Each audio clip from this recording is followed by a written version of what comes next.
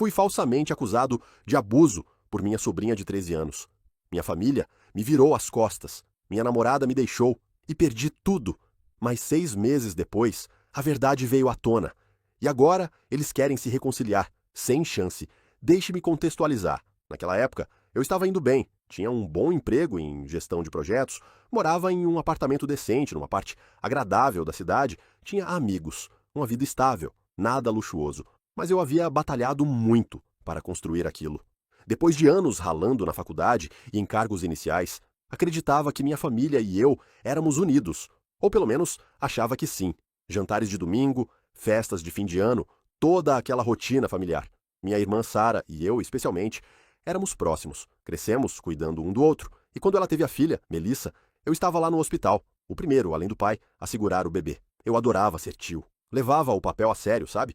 Comparecia aos eventos da escola da Melissa, ajudava com as lições de casa quando Sara estava atolada de trabalho, ensinei a menina a andar de bicicleta. Coisas normais de tio. A garota era esperta, engraçada, um pouco dramática às vezes.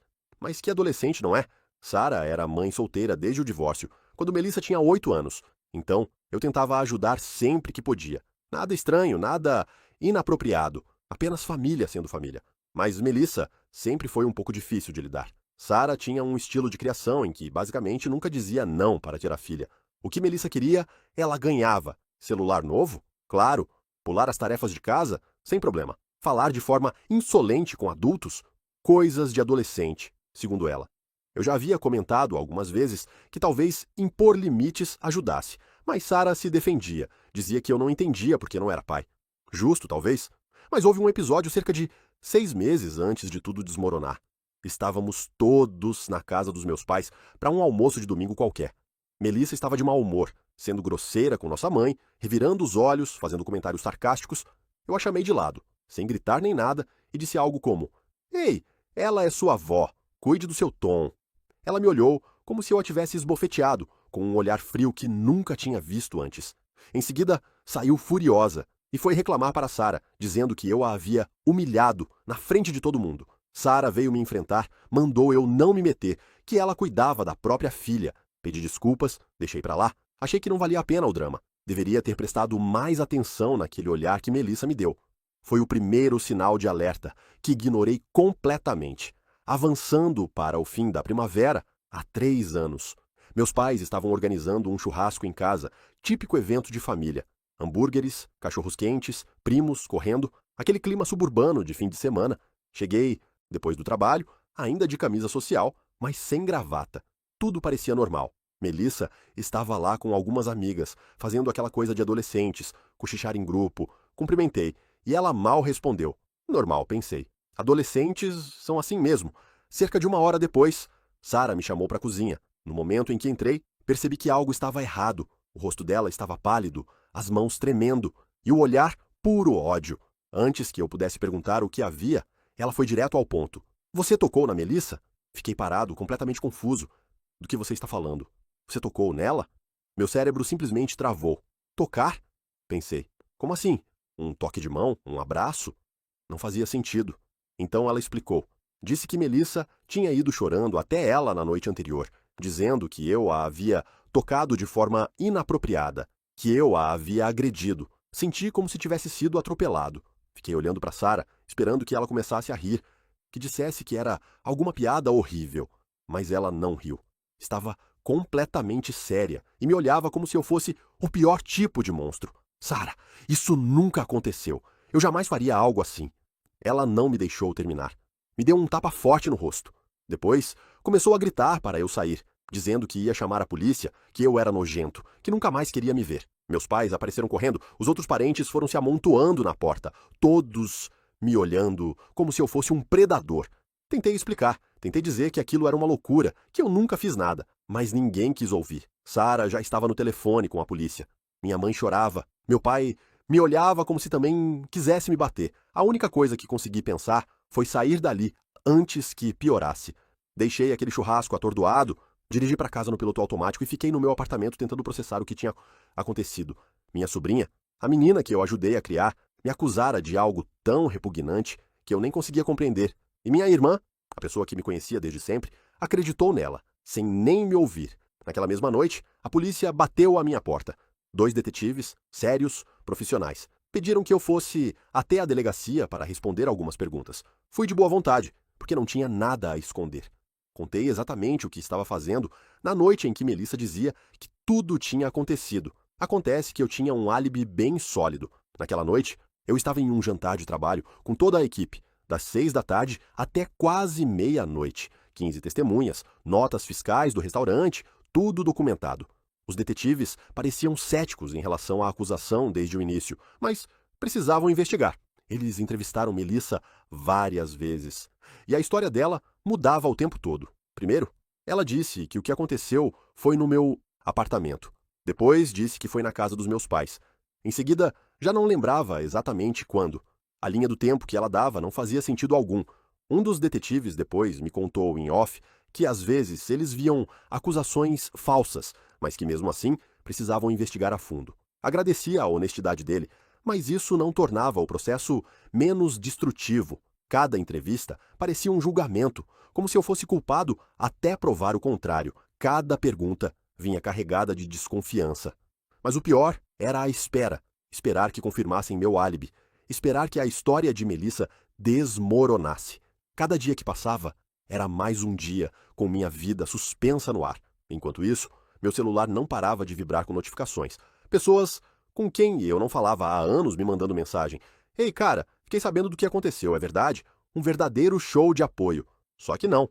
Troquei de número depois da primeira semana. Veja, ninguém te conta o que é ser acusado de algo assim. Mesmo quando você é inocente, mesmo quando há provas de que não fez nada errado, as pessoas continuam te olhando diferente. Em 2 dias, todo o bairro já sabia. Alguém postou sobre o caso nas redes sociais, não usou meu nome, mas deu detalhes suficientes para todo mundo descobrir. Meu senhorio me ligou 3 dias depois da acusação, dizendo que outros inquilinos estavam desconfortáveis com a minha presença no prédio. Perguntei com que base ele poderia me expulsar se eu nem tinha sido acusado formalmente de nada. Ele recuou, mas disse que estava de olho na situação. O trabalho foi ainda pior. Meu chefe me chamou para uma reunião e disse que talvez eu devesse tirar um tempo. Expliquei que tinha um álibi e que a polícia confirmaria isso. Ele me olhou com aquela expressão ensaiada de simpatia e disse que não se tratava de culpa ou inocência, e sim de imagem. A empresa não podia se dar ao luxo de ter um funcionário sob investigação. Disse que eu ficaria em licença remunerada por enquanto, mas a mensagem era clara. Aquela conversa me destruiu mais do que a acusação em si. Era uma empresa à qual eu havia dedicado 6 anos da minha vida. Trabalhei em fins de semana, passei noites em claro finalizando projetos, treinei novos funcionários e no momento em que as coisas ficaram complicadas, me descartaram. Não importava que eu fosse inocente. Disse a ele que tinha provas, que o caso era obviamente falso. Ele me olhou como quem queria acreditar, mas não tinha certeza. Disse que era só temporário, até as coisas se acalmarem. Essa licença temporária virou uma demissão silenciosa em menos de um mês. Não podia mais ir ao mercado sem ouvir sussurros. Não podia mais ir à academia sem sentir olhares me seguindo. Amigos antigos pararam de responder mensagens. Gente que eu conhecia há anos simplesmente desapareceu. Um deles chegou a mandar mensagem dizendo: "Não sei qual é a verdade, mas tenho filhos. Então não posso me associar a você agora." Eu entendi perfeitamente. Cada um estava se protegendo. A academia foi o pior. Frequentava o mesmo lugar há 4 anos. Depois da acusação, as pessoas mudavam de lado quando eu chegava. Acabei desistindo, cancelei a matrícula e comecei a treinar em casa. Meus pais mandaram uma única mensagem durante os 4 primeiros meses. "Estamos orando para que a verdade apareça. Não acreditamos em você." Apenas algo vago sobre a verdade. O silêncio deles dizia tudo. Os poucos parentes que entraram em contato conseguiram ser ainda piores. Minha tia disse que precisava proteger os próprios filhos primeiro. Meu primo perguntou se eu faria um teste de polígrafo. Meu tio sugeriu que eu pedisse desculpas a Melissa para acalmar as coisas. Pedir desculpas por algo que eu não fiz, só para deixar todo mundo confortável. Pessoas que eu não via há anos apareceram com suas opiniões. "Lembro que você era meio quieto na escola." Virou: "Você sempre foi esquisito." Cada traço normal da minha personalidade passou a ser reinterpretado como suspeito. O pior é que eu acreditava que tudo iria se resolver assim que a verdade viesse à tona. Pensei: ok, eles vão investigar. Vão ver que a Melissa mentiu. Todo mundo vai se desculpar e isso vai acabar. Ingênuo demais. 4 meses depois desse pesadelo, a polícia encerrou oficialmente o caso. Nenhuma acusação formal. Meu álibi era incontestável. A história de Melissa tinha mais buracos que queijo suíço, e não havia nenhuma prova de que algo tivesse acontecido. Achei que aquilo seria o fim. Finalmente, a redenção, certo? Errado. Porque até aquele ponto, eu já tinha perdido o emprego. Minha reputação estava destruída. Tinha gasto quase todas as minhas economias com um advogado. E as pessoas que viraram as costas para mim não voltaram de braços abertos. A maioria ainda me olhava como se eu fosse culpado. Sem acusações não significa inocente, diziam. Alguns chegaram a afirmar na minha cara que eu provavelmente fiz, mas me safei por algum detalhe técnico. Mudei para outra parte da cidade. Consegui um novo apartamento, em um bairro onde ninguém me conhecia. Comecei a procurar emprego e foi brutal. A verificação de antecedentes não mostrava nenhuma prisão, mas o Google mostrava. Meu nome estava associado à acusação online. Alguém havia arquivado a postagem original nas redes sociais. Tentei de tudo para removê-la. Nada funcionou. Tive que explicar a situação em várias entrevistas. A maioria dos recrutadores mudava de expressão assim que o assunto surgia. Eu contava toda a história. Acusação falsa, investigação completa, inocência comprovada. Alguns demonstravam compreensão, mas a maioria dizia: "Vamos manter seu currículo no banco de dados." Uma entrevista em especial me destruiu. O gerente de contratação parecia ótimo. Várias rodadas de conversas, tudo indo bem. Então ele disse que a empresa não poderia seguir adiante. Tinham visto as acusações online. Disse que pessoalmente acreditava em mim, mas que as mãos dele estavam atadas. Fiquei sentado no carro por 1 hora depois disso. Eventualmente, consegui um novo emprego. Menor salário, menos prestígio. A empresa era menor, mais disposta a dar uma chance. Meu novo chefe havia passado por uma injustiça parecida anos antes. Sabia como o sistema funciona. Aquele emprego me salvou. Comecei a reconstruir tudo do zero. Fiz novos amigos, gente que não conhecia meu passado. Mantive a discrição. Aprendi a ser mais cuidadoso com quem confio. Comecei a fazer terapia. A paranoia estava ficando pesada. Eu duvidava de cada interação, imaginando se as pessoas iriam me procurar no Google depois. Então, tomei uma decisão. Eu havia terminado com minha antiga família, completamente. Não por raiva, nem por vingança, mas por pura autopreservação. Aquelas pessoas provaram que não eram confiáveis. Escolheram o conforto em vez da verdade, o pânico em vez da paciência. E ao fazer isso, mostraram exatamente onde eu estava nas prioridades deles, no fim da lista. 6 meses depois que a investigação foi encerrada, Sara me ligou. Foi a primeira vez que ouvi a voz dela desde o tapa naquele churrasco. Quase não atendi, mas a curiosidade venceu.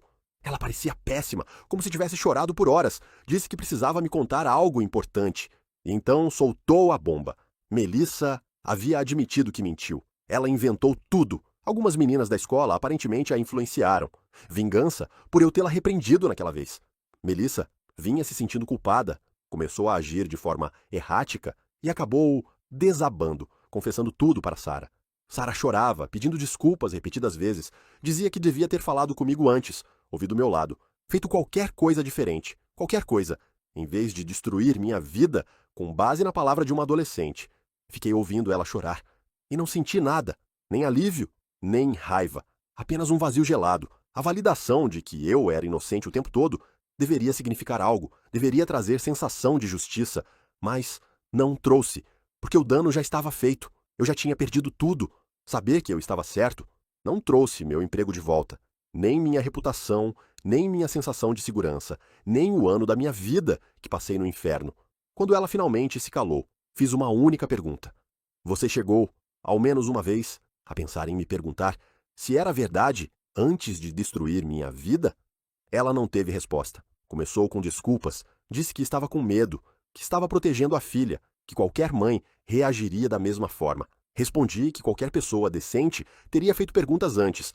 Que família significa dar o benefício da dúvida, pelo menos tempo suficiente para confirmar os fatos. Disse que ela me conhecia há mais de 30 anos e deveria saber que eu jamais seria capaz daquilo.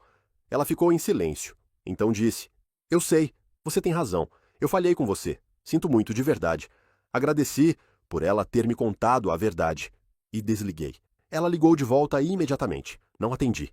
Ligou mais 17 vezes naquele dia. Não atendi nenhuma. Deixou várias mensagens de voz, cada uma mais desesperada que a anterior, pedindo que eu falasse com ela, que lhe desse uma chance de explicar, que a deixasse consertar as coisas. Apaguei todas depois de ouvir apenas alguns segundos, porque o fato é, as desculpas dela não mudavam nada, não apagavam o que aconteceu, não eliminavam os meses em que fui tratado como criminoso, nem a perda do emprego, o isolamento, a paranoia, a depressão, nada disso. Tudo o que a confissão dela fez foi confirmar o que eu já sabia. Eu era inocente, mas ser inocente nunca me protegeu de perder tudo. Nas semanas seguintes, o restante da família começou a aparecer do nada. Todos, de repente, queriam conversar, pedir desculpas, acertar as coisas. Minha mãe me mandou uma caixa com biscoitos, como se biscoitos pudessem consertar isso. Dei para o vizinho. Meu pai apareceu no meu apartamento sem avisar. Olhei pelo olho mágico, vi ele ali parado. Quase abri a porta. Mas então lembrei daquele churrasco, do olhar de nojo que ele me lançou. Abri a porta só o suficiente para falar, através da corrente. Ele disse que precisávamos conversar, de homem para homem. Respondi que agora eu gravo todas as conversas. Ele podia me mandar um e-mail. O rosto dele mudou, de decidido para magoado, depois para irritado. Começou a levantar a voz dizendo que eu estava jogando a família fora por orgulho. Fechei a porta. Mais tarde, chegou o e-mail dele. Um texto enorme sobre obrigações familiares, perdão, erros e segundas chances. Disse que minha recusa estava magoando minha mãe. Arquivei sem responder. Meus primos tentaram uma abordagem mais leve. Tyler me mandou mensagem convidando para tomar um café. Concordei em encontrá-lo, curioso para ver qual seria a abordagem. Nos encontramos em uma cafeteria de rede. Depois de um pouco de conversa fiada, ele chegou ao verdadeiro motivo. Disse que a família sentia minha falta, que todos se arrependiam do que aconteceu, que Melissa estava lutando contra a culpa. Perguntei onde ele estava durante a investigação. Ele ficou desconfortável, disse que era complicado. Respondi que não era. Ou você acreditava que eu era capaz daquilo, ou não. Ele escolheu acreditar. Essa foi a escolha dele. A verdade é que eu já tinha seguido em frente. Nos 6 meses entre a acusação e a confissão da Sarah, eu havia construído uma nova vida. Novo emprego, novos amigos, novo apartamento, tudo novo. Fiz terapia, trabalhei a raiva e a traição. E aceitei que minha vida antiga tinha acabado. Eu não era mais o mesmo cara. Aquele sujeito ingênuo que aparecia nos churrascos de família e confiava em todo mundo. Ele morreu no dia em que Sarah me deu aquele tapa. Essa nova versão de mim era cautelosa, reservada. Eu documentava tudo. Guardava registros de todas as interações, mantinha meus limites como se fossem postos de controle militar e me recusava completamente a deixar voltar qualquer pessoa que tivesse me descartado tão facilmente. Sarah continuou tentando. Ligações, mensagens, e-mails, até aparecer no prédio do meu apartamento. Eu nunca passava do ponto de dizer para ela parar de me contatar. Ela pedia desculpas, dizia que Melissa era só uma criança, que tinha sido manipulada, que todo mundo comete erros. Eu lembrava a ela que o erro dela me custou o meu emprego, minha reputação, minhas economias e 1 ano da minha vida. Então, eu simplesmente virava as costas. Meus pais tentaram o caminho da mediação. Marcaram uma reunião de família sem me consultar e depois ligaram para avisar onde e quando eu deveria comparecer. Eu ri e desliguei o telefone. Eles ficaram irritados, disseram que eu estava sendo teimoso, que família perdoa. Enviei um e-mail explicando que eu não os considerava mais minha família e que deveriam parar de agir como se tivessem algum direito sobre o meu tempo ou a minha energia. Alguns parentes acharam que eu estava sendo duro demais. Disseram que eu devia perdoar Melissa, afinal, ela era jovem. Deixe-me explicar por que essa lógica é pura besteira. Melissa tinha 13 anos quando mentiu, velha o bastante para entender consequências. Ela não tinha 6 anos inventando uma história sobre um monstro debaixo da cama. Ela, deliberadamente, com premeditação, me acusou de algo que sabia que poderia me colocar na prisão. Assistiu enquanto eu perdia tudo e ficou em silêncio por 6 meses. E Sarah? Ela escolheu acreditar em uma história sem nenhuma evidência, em vez de acreditar no próprio irmão. Não fez perguntas, não esperou pelos fatos, simplesmente explodiu tudo. Isso me mostrou exatamente o que ela pensava de mim, o quão pouco eu realmente importava diante das suposições dela.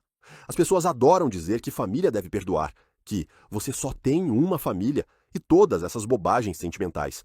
Mas aqui vai a verdade. Família é quem te apoia. Família é quem te dá o benefício da dúvida. Família é quem te conhece o suficiente para dizer: espera aí, Isso não parece algo que ele faria. Vamos descobrir o que realmente aconteceu.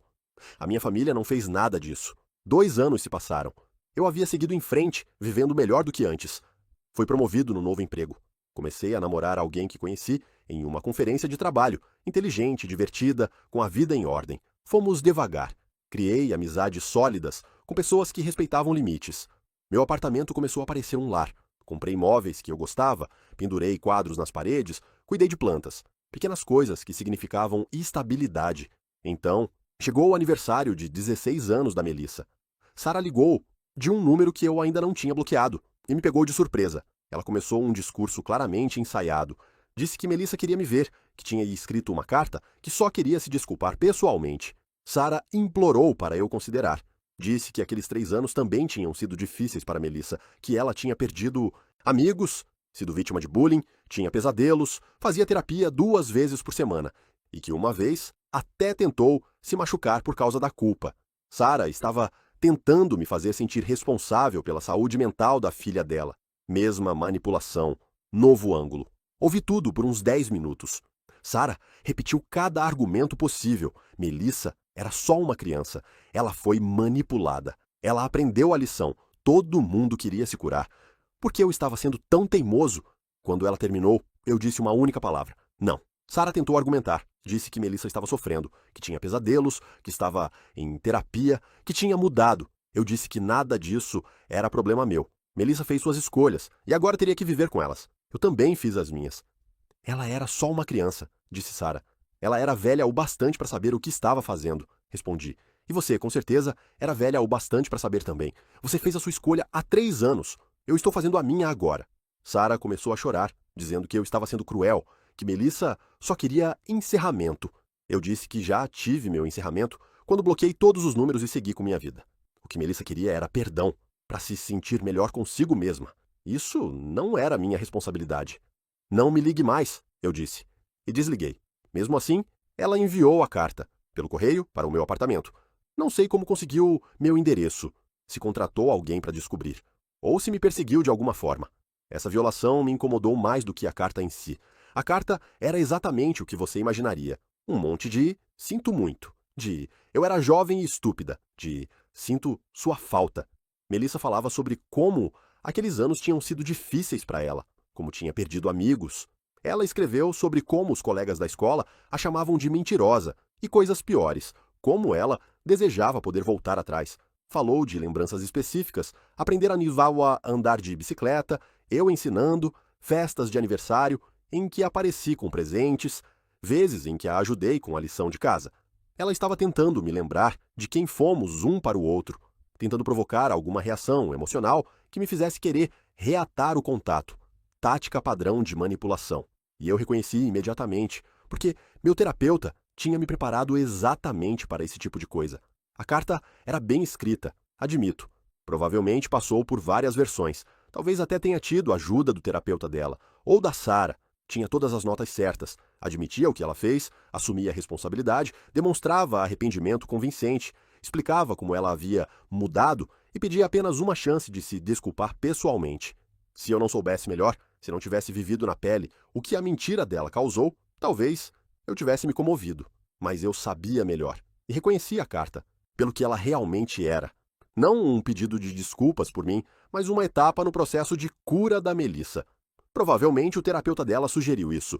Escreva uma carta para a pessoa que você magoou, expresse seus sentimentos, assuma a responsabilidade. Boa técnica terapêutica, sem dúvida. Mas o propósito era ajudar Melissa a se sentir melhor, não realmente reparar o que fez comigo.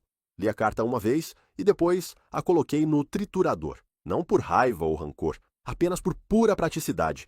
Aquele capítulo da minha vida estava encerrado. Algumas pessoas online disseram que eu deveria ao menos ter respondido, que eu devia dar a ela uma chance, que guardar ressentimento é tóxico. Mas essas pessoas não entendem. Eu não estou preso à raiva. Não sou consumido pelo ressentimento. Não estou planejando vingança, nem sentindo prazer no sofrimento deles. Eu apenas não me importo. O oposto do amor não é o ódio, é a indiferença. E eu sou completamente indiferente à minha antiga família. Eles são estranhos agora. Pessoas que eu costumava conhecer, como ex-colegas de escola que você encontra por acaso no supermercado, troca 2 palavras educadas e segue seu dia. exceto que eu nem quero essas palavras educadas.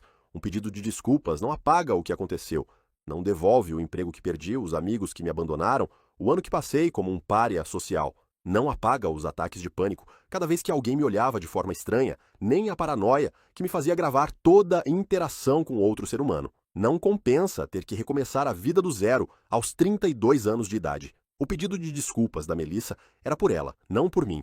Ela queria se sentir melhor, queria se livrar da culpa. É da natureza humana. Eu entendo. Mas eu não devia a ela esse conforto. Não devia nada. Sara me ligou de novo, depois do aniversário da Melissa. Disse que eu tinha partido o coração da filha por não aparecer. Apontei que Melissa destruiu toda a minha vida com as mentiras dela. Então, estávamos bem longe de estar quites. Sara disse que eu estava guardando o rancor de uma adolescente. Respondi que estava me protegendo de pessoas que provaram não ser confiáveis. Grande diferença. Meus pais tentaram mais uma vez, cerca de 6 meses atrás. Estão envelhecendo. Vieram com aquele discurso de a vida é curta, família é tudo. Minha mãe mandou uma mensagem dizendo que não estava ficando mais jovem, que queria me ver antes de morrer, que guardar rancores era cansativo, a clássica chantagem emocional. Meu pai complementou dizendo que cometeu erros como pai, mas estava tentando consertar as coisas, e que isso já deveria valer alguma coisa. Pensei em simplesmente ignorá-los, mas percebi que, se eu não aceitasse encontrar, eles continuariam tentando novas abordagens, novas culpas, novos ângulos. Então, concordei em me encontrar com eles uma única vez, para deixar minha posição clara o bastante para que finalmente aceitassem. Eles disseram que todos já haviam se desculpado, que era hora de seguir em frente, que eu estava sendo injusto por punir a família para sempre. Nos encontramos num lugar neutro, uma cafeteria de rede, no meio do caminho entre onde morávamos. Cheguei cedo, escolhi uma mesa perto da saída, levei um livro para ter o que fazer se eles se atrasassem, mas não se atrasaram. Chegaram pontualmente, parecendo nervosos. Foi a única vez que os vi pessoalmente em 3 anos. Pareciam mais velhos, mais cansados. Minha mãe tinha mais cabelos brancos do que eu lembrava. Meu pai estava mais magro. Parecia menor de alguma forma. Uma parte de mim sentiu pena deles. O resto lembrou o que eles me fizeram passar. Sentaram-se, pediram café, que mal tocaram. Minha mãe chorou durante quase toda a conversa, enxugando as lágrimas com lenços que trouxe justamente para isso. Meu pai manteve a postura estoica, mas dava para ver que também estava abalado. As mãos tremiam quando ele levantava a xícara. Disseram que sentiam minha falta, que as reuniões de família não eram as mesmas sem mim, que tinham errado por não me apoiarem desde o início. Minha mãe falou sobre como as festas de fim de ano ficaram vazias, como ainda colocava um prato a mais na mesa do dia de ação, de graças por hábito. E chorava ao perceber que eu não viria. Meu pai mencionou o meu aniversário. Disse que enviaram um cartão que voltou com um destinatário desconhecido, porque eu tinha mudado de endereço sem avisar. Eles estavam tentando me mostrar o quanto a minha ausência os machucava, o quanto queriam que eu voltasse. Ouvi tudo o que eles tinham a dizer. Não interrompi, não discuti, apenas deixei que falassem até o fim. Quando finalmente pararam e me olharam, esperando alguma reação, fui direto ao ponto. Quando a Sara me acusou, vocês não fizeram perguntas, não me chamaram de lado para dizer o que aconteceu, conta seu lado.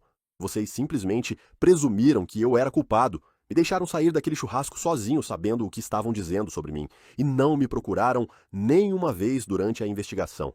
Nenhuma vez. Me deixaram passar meses no inferno completamente sozinho. Deixaram minha vida desmoronar sem sequer checar se a história fazia sentido. Isso me mostrou tudo o que eu precisava saber sobre o meu lugar nessa família. Minha mãe tentou me interromper para explicar, mas levantei a mão. Não terminei. Vocês pediram desculpas agora, e eu aprecio isso de verdade.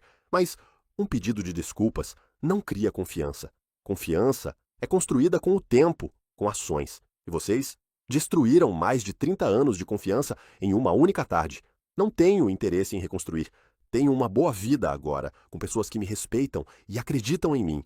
Pessoas que me deram o benefício da dúvida quando as coisas ficaram complicadas, que ficaram ao meu lado, que fizeram perguntas antes de julgar.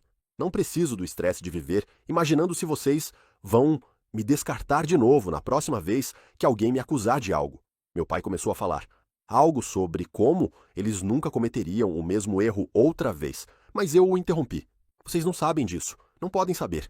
Porque quando importava, quando eu mais precisava de vocês, vocês falharam. Não porque sejam pessoas ruins, mas porque são humanas. Vocês entraram em pânico, acreditaram no pior, se protegeram. Eu entendo, Mas agora sou eu quem está me protegendo. E isso significa manter distância de quem já provou que não é confiável quando as coisas ficam assustadoras. Minha mãe disse que eu estava sendo duro demais, que todo mundo merece uma segunda chance. Respondi que talvez ela tivesse razão, mas eu estava escolhendo não dar uma.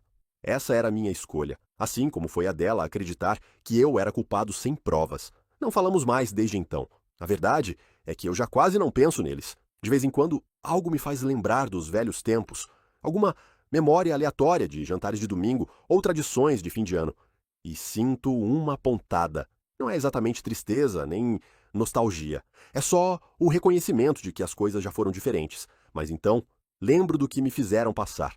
E o sentimento desaparece rápido, substituído por uma calma satisfação por ter saído daquele ciclo, por ter construído algo melhor, por não estar mais preso em um ambiente onde família é tratada como descartável. Minha namorada e eu completamos 2 anos juntos no mês passado. Ela é incrível, trabalha com marketing, tem um ótimo senso de humor, me desafia de formas boas. Nos mudamos juntos há uns 6 meses.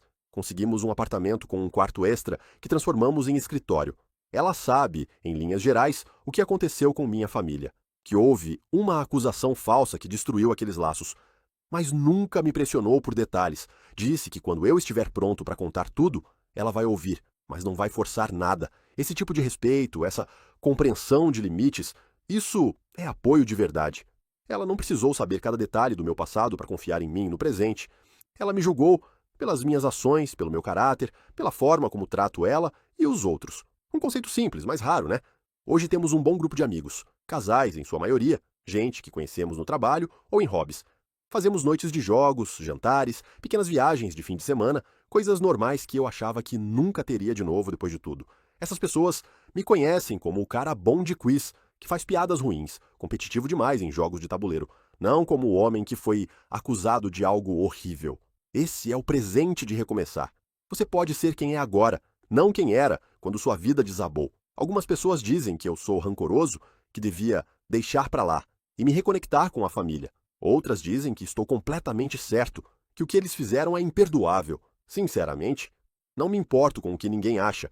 Isso não é sobre quem está certo ou errado, quem é justo ou exagerado. É sobre autopreservação e saúde mental. Aprendi uma lição dura há 3 anos. Aprendi que as pessoas podem virar contra você em um piscar de olhos, se a acusação for grave o suficiente. Que seu histórico com alguém não significa nada quando o medo e a indignação tomam conta. E que ser inocente não te protege de perder tudo. Lições brutais, sim, mas valiosas. Elas me ensinaram a ser mais cuidadoso, mais seletivo, mais protetor com a vida que construo. Também aprendi que sou mais forte do que imaginava. Sobrevivi à completa destruição e reconstruí minha vida do zero. Perdi o emprego, a reputação, a família, os amigos, o lar, tudo. E ainda assim me levantei todos os dias. Fiz o que precisava ser feito. Continuei tentando até que as emoções voltaram a ser reais. Nem todo mundo consegue dizer isso. Tenho orgulho dessa força, mesmo desejando nunca ter precisado desenvolvê-la. Fiz novos amigos, encontrei uma nova família, as pessoas que realmente ficaram ao meu lado. Criei uma vida que não depende de ninguém que já provou não ser confiável. Isso vale mais para mim do que qualquer reunião de família ou festa de aniversário. Melissa tem 19 anos agora. Soube pelas redes sociais que ela está na faculdade, estudando psicologia. Parte de mim se pergunta se ela está tentando entender por que fez o que fez. Outra parte espera que ela tenha aprendido, que tenha amadurecido, que agora pense antes de agir. Mas é uma esperança distante, do tipo que você tem por um estranho, como torcer para que uma celebridade dê a volta por cima. Algo impessoal, desconectado. Ela tem feito terapia desde a confissão. Espero sinceramente que isso a ajude. Não por mim, por ela. Talvez ela se torne uma pessoa decente, talvez já seja. De qualquer forma, não faz diferença para mim. Sara me procurou recentemente com uma nova abordagem. Disse que Melissa estava lutando contra ansiedade severa e culpa. O terapeuta sugeriu que um encontro poderia ajudar. Sara perguntou se eu aceitaria uma conversa mediada. Ofereceu pagar, fazer em qualquer lugar, a qualquer hora. Só uma vez, apenas para que Melissa dissesse o que precisava. Eu disse não. Minha vida está tranquila agora. Tenho uma namorada com quem o relacionamento é sério.